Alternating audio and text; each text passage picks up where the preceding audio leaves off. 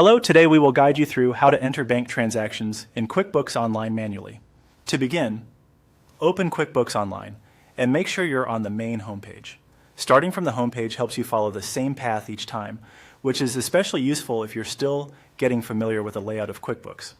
Once you're in, look to the top right corner of the screen and click the Settings icon. This is where QuickBooks keeps many of the account-level tools and lists you'll use for setup and transaction management. If you ever need to work with account details, this is a common place to start.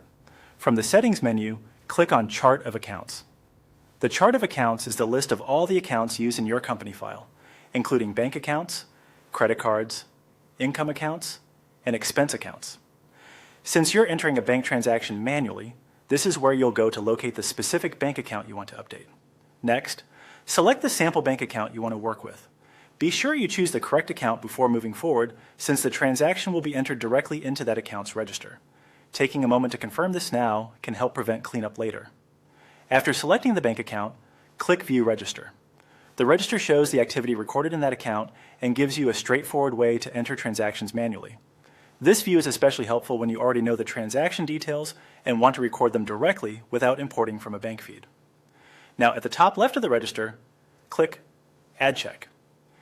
Even if the transaction format looks simple, it's important to enter each field carefully so your records stay accurate and your reports reflect the right information.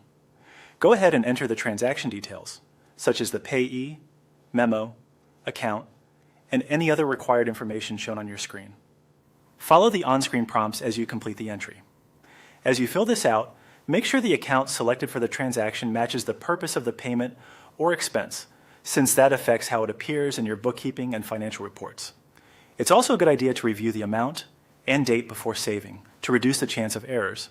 Once everything is entered and looks correct, click Save. That will record the transaction in the bank register. And that's it. You've manually entered a bank transaction in QuickBooks Online. If you plan to enter several transactions this way, staying consistent with payee names, memos, and account selections can make your records much easier to review later.